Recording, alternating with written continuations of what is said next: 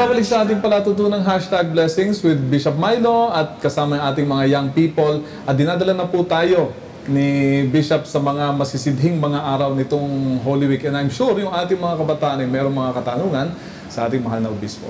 Let's go! No? Camille. So, Bishop, Father, simple lang po itong tanong ko. Ano po bang kahalagahan ng fasting? O kung bakit po bawal yung meat tuwing Ash Wednesday and Good Friday? Naku, magandang tanong yan. No? Prescription ng simbahan yan. No? Sa tingin ko, dapat maunawaan muna natin, ano ba nangyayari sa atin pag nagfa-fasting tayo? Ano ba nangyayari sa atin pag hindi tayo kumakain ng karne? Siyempre, pag nagfa-fasting tayo, nagugutom tayo.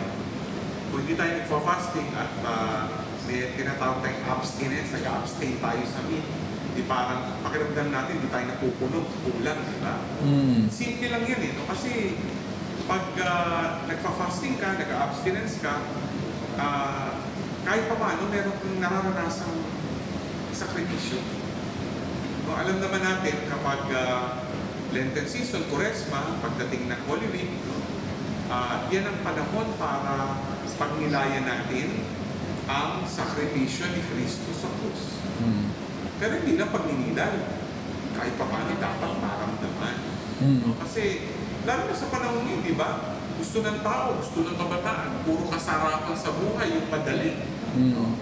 Isa ayaw na pag medyo may konting sakit, may pagdurusa, may hirap, umihiwas tayo.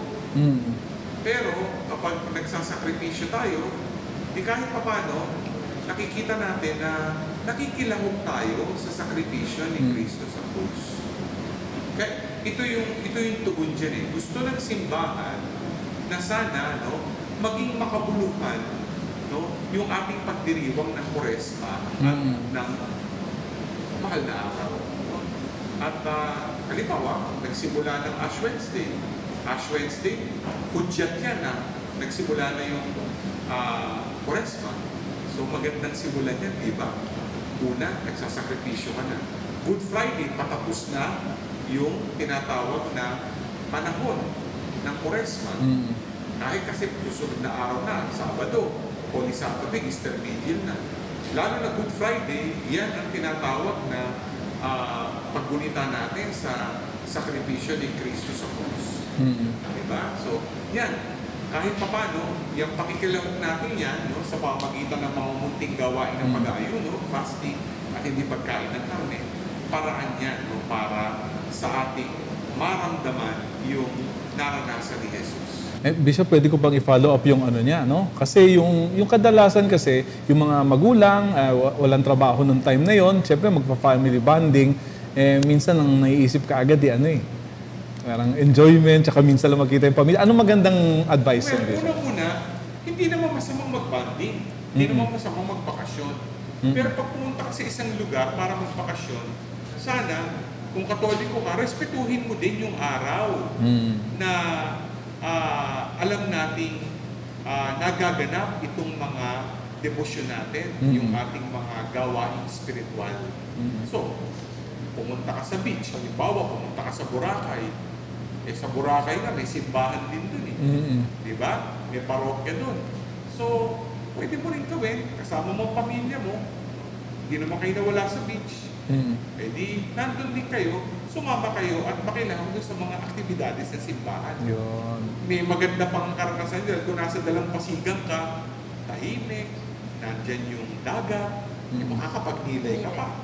So, samantalahin mo yung pagkakataon para manahimik, mag-isip, magnilay sa iyong buhay, at kung ano mensahe ng Diyos para. Maganda rin magbakasyon yung pamilya na kasama ang Diyos. Yun na nga, vacation with the Lord. Si Rush.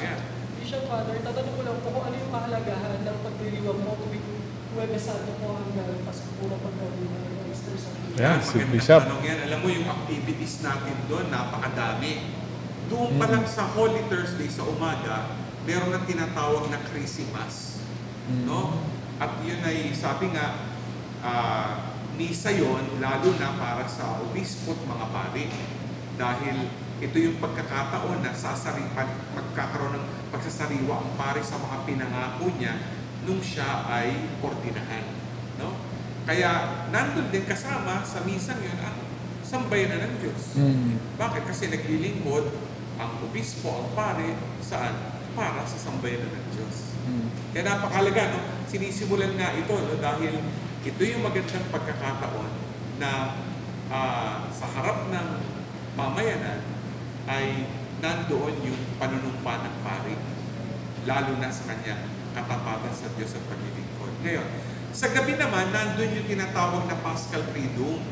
Yung iba akala, gabi yan, may sariling misa, Good Friday, Easter Vigil, magkakaindi yan. Konektado yan. Ayun. Sa totoo lang, yung evening Mass of the Lord's Supper, yun ang simula. No? Pagkatapos, idinuduktong dyan yung Good Friday liturgy, yung tinatawag na liturgy kung saan may veneration of the cross. At pagkatapos, natatapos yan dun sa Easter Vigil. Obserbahan mo yung liturya, kaya magkakaduktong yan. Matuturing natin yan isang buong misa. Bakit? Di ba pag nagsisimula ang misa, sa ngalan ng Ama, ng Anak at ng Espiritu Santo, tignan mo, pagdating ng Holy Thursday ng gabi, hindi matatapos, di ba matatapos ang misa, merong blessing, walang blessing ng pare. Ang ginagawa nga din pagkatapos niyan, ipinoprosesyon yung Blessed Sacrament at nilalagay sa altar of repose. Tapos mananahimik na, walang blessing. Pagdating mo ng Good Friday, obserbahan mo, walang pasimula na sign of the cross. Magpuprosesyon lang ang pare, papunta sa altar ng katahimikan. Tapos luluhod o dadapa sa harap ng altar at magpapatuloy ang liturgia. Di ba?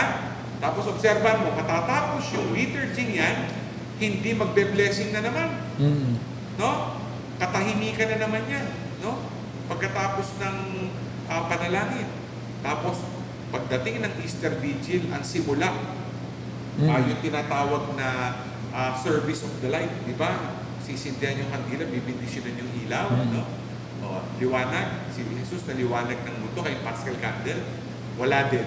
Kaya nangyayari ang final blessing pagkatapos ng napakahabang celebration ng Easter Vigil. Ayun. Nakita mo, ang ganda ng liturgy. Alam mo, sinasabi nga daw nila, magandang makilahok ang ating mga mananampalataya. Bakit magandang makilahok? Kasi ito yung pagkakataon na lalo natin mararamdaman ang maraming simbolismo ng liturhiya. No? At yung mga simbolong ito, dapat merong tama sa ating puso. So, hindi pwedeng pumili. Lahat pasukin po natin. Thursday, Friday, at saka yung Easter Vigil. Oo. Sige, tingnan natin kung ano ang lahat ng ito, saan to pupunta. No? Bishop, no? Itong experience natin ng Paschal Triduum, no? Mula Thursday hanggang Easter Vigil. Sa pagbabalik ng #Blessings.